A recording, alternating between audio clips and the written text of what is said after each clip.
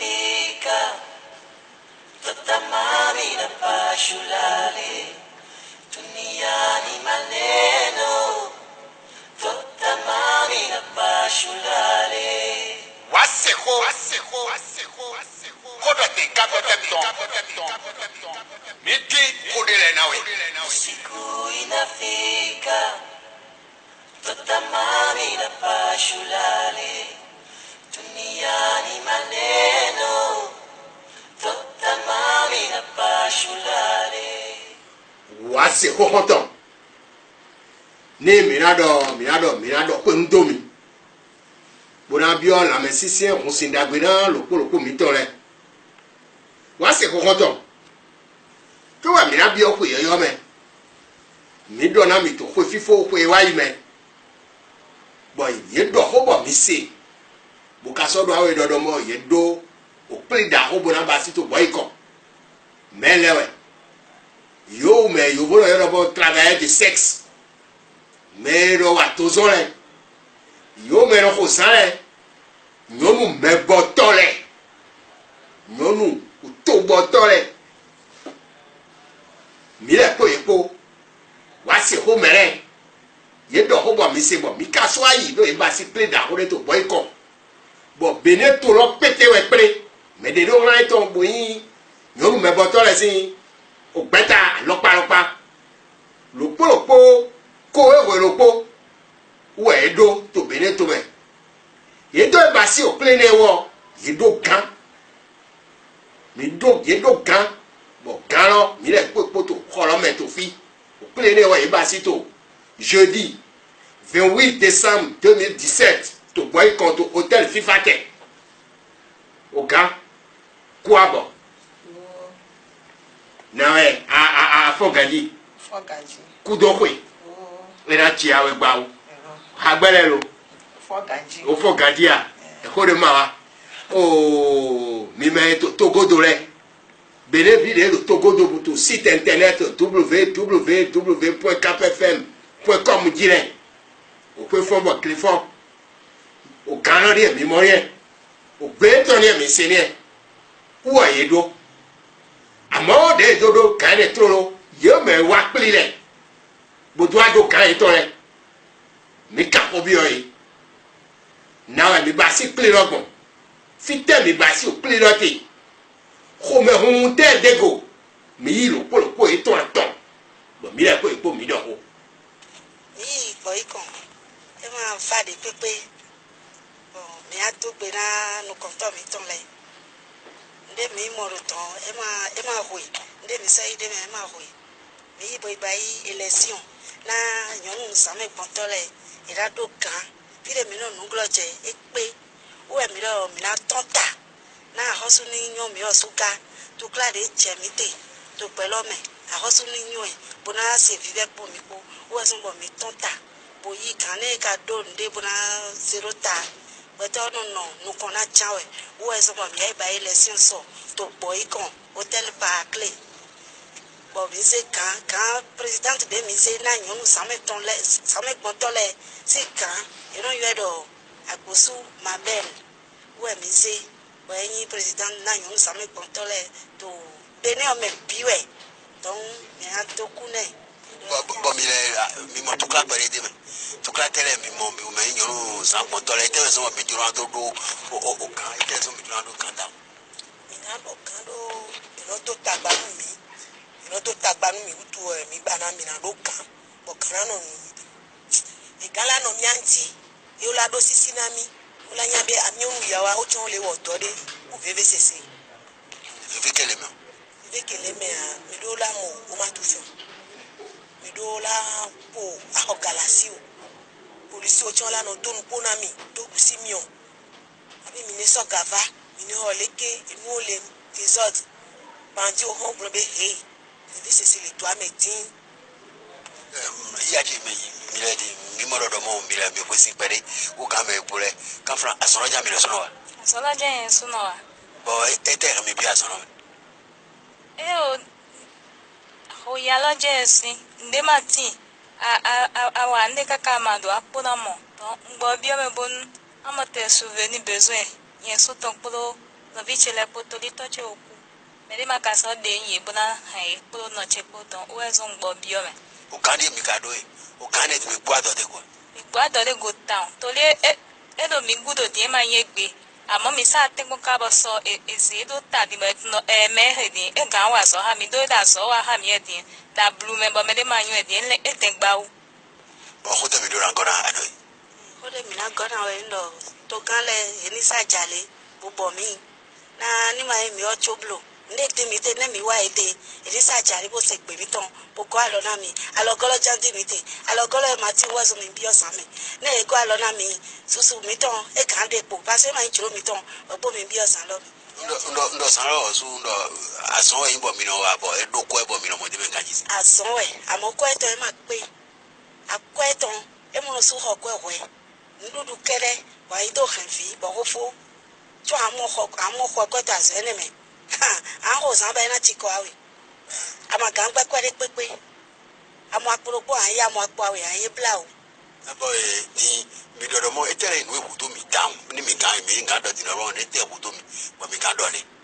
mo de ho to mi wo e ndo ti me do na e ko alo na mi na transolo mi alo go mati E me chiro mi to mi da sanro. chiro mi ton pe to ta cho ko din bo bi e me so ko ya we de po e mo ma cho ko lo pe de e ko de no mo na ito dunu e mi ma to hojo hode me mi tele ni awai momi ado me de son mo bi o to ho mele wo che to ho e me mi ma do hojo hode bu no e me to no je bu no me Mi o mele kan wa sanro ta.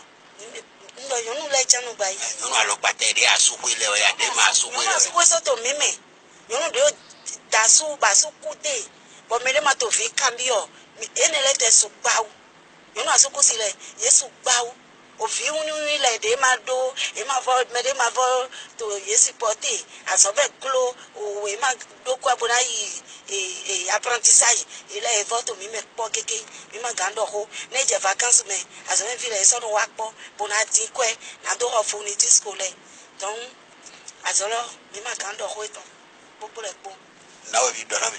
Be me no yi asu me ta su wele ye to me nu go. Ai esu gbagba o ma ga ha lo ele te su gbo me mata su de hwe lo esu gbagba o Bo ne mi na do mi do do ho ko to ko te mi do na do yaji.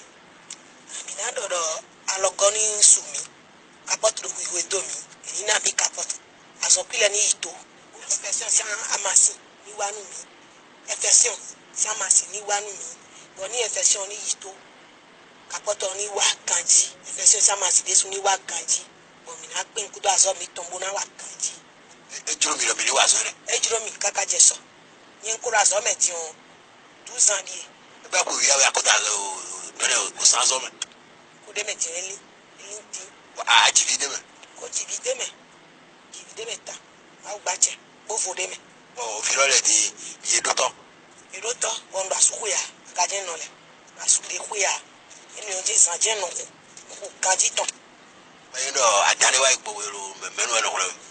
adare po mi o jesu e no vre mi dai ti o pono le wa do mi vre pere ti wá sí kókọ́tọ̀ òpinnu nu òpinnu yóò tè tí òkànnà pò mí kótó xɔmɛ ìdàpọ̀ yíyàtì àkóso mà bẹ́ẹ̀ kó àbọ̀ ẹ̀ẹ́dà tì yà wẹ̀ bọ̀ mìíràn dọ̀ ọ̀dọ̀dọ̀ mọ́ kílẹ̀ ní ọ̀dẹ́ mi bá sí etí ẹ̀sùn mi tó bá sí kílẹ̀ lọ́ta ẹ̀ẹ́dó kẹ̀ǹgbẹ́ àrùn tó kẹ̀ǹgbẹ́ tó. Ma to gengbe parce que Togo to le fie sugbon Ghana to le fie sugbon ye mo na anglais cha anglais ti kom te to na Nigeria toji ne omto kudowa olanya ayeke kengbo la ya medegboa ola budoko kengbo la igbola ba iponipone o to la budoko e de via la bu ala magaho e kenya be no omunye zado to o ma te approcher o be o le ponipone nu kenti mi bale o bobo wa fifi o kaka o so do president o nu ke mi le ji o okay nu ke mi po e mi so ba re o bobo wa sa mi kwa be o kro na nyonu over iwu na order na de moji mi na keti won kaka kengbe mi lapo police o ni le defuna si tu brigade de mess ele pe de niati alegbegbe nde pepe jo a yepo ora ba itu nde pepe jo a yepo ora ba itu mu le dan lo chan kaka opo wana kwa osite enti akpeganto mi ade ne brigade de mes e ma peto anam de vi obe wa yiwa omte odo ku mi o asila simi ye mi le di obe wa no ikonji cha sa amado le odo gratuit omle ikonji o om justifique si am tochalo si amade ni mi funu ale ono na mi atike ya ma ola na mi kene de mu le wa nyonu mewawula pe kudo nyusu mewawula pe ya atikele kudo sida medo atikele wala no gratuit mi gba se be amedole groupement dole o gba pedo mi anti o gba pedo CMNT o wona dokum de ke de ku ekite en santé yenya me ke o pere mi anti tutugba na mi fon emi soto eto aji sofie kaka inol le ponpona onu sida PLNS CLNS Colidol plan bene mi ada pe na okeke o le mi anti esan kudokele ne mi iwa gbokwa enya kele le fe mi ami gbe na o ko na gbe na mi ne mi bene a bene yi nkole don ame a TSB to me a bene mu yin ko parce que yen tom disai Afrique du Sud yewa sensibilisation que me le voya ye from so ya Afrique du Sud mi Afrique du Sud mi po be bene ebu ni gba se be mi Kenya mba Kenya nto ya Kenya wa me nyonu Africa me presidenta TS to e di savami agore benefit keva ni we change yenti etava yo mi son no vide le funu o ga don ye me chargé de programme eva va di mi po mi ame bureau kudo to etia e George na wo bo mi we charge ku ti e do adola yidi unpe mi dola no mo e ya po amole wo so le po de vie o ka o university kafra ngba vi amedo e do ya po amedo wo wa ma viole kono o ho do ya po wo kaka yo so ho nyem ti be ma site o amo mu yin acha o to nyanya ke mu le glo nyon wo mte ba fifi ore mama yin gba la si wo la ka vide la sa el suffit be o la respecter ce que o le glo o be mi gba no moto nyame no vio o mu le senu enti fifi a ni ho sit de ka na solidarité elle chonvi zade ya de kala no pau ni le wi de vide pepe ke ikobe la no moto no vale la rinclando que mundo e pa mundo po o fe nene ke ko la pasa fiafi odo o la fifi alo fiafi hono yusu ya fi ho le gbe never posa fi amade me no la va mro we agbo o le ti o kaka o la va pe le gbo aw e de fu no yo mi le ke a npe menya e ye ti wo ke ano sita je odo la de kada te teyin du de pepe meto ye nde wo wa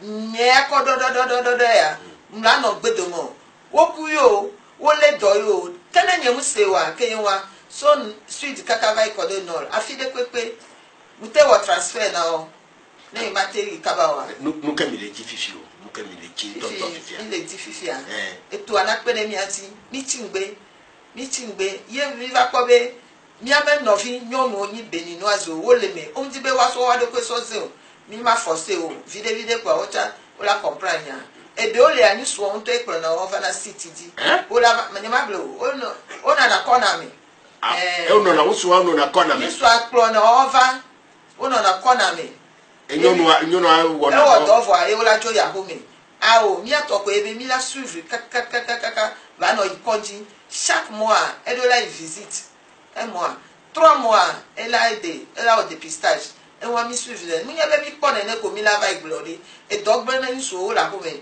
okunyo no ogbre o comprendre tia mi ma te gloria elle a teno do o kamezo wa mi te to fi o yache mi na wa yiro we to kwede fun bo mi na si ayi kandi bo gale na to o yo me do kwero na to bo ete nkan yi oropo e mi na ba si do ko to toro mi to o amodomo kamezo wa mi te e be na mi pere dodo mo mi o se do ba se ko mere mi do ami dodo mo lo ni te kaka mi na mo fi mi na je mi do me do kwero le bo ka dodo mo pri e ba si to o boycott to jeudi 28 décembre 2017 wa se ko mere su yeiga de mi do pe dai ton de me ou bien e pe ton mi na ze do frère ni mi se nwere bo ka wa mo nwere mi le nya mi na ze na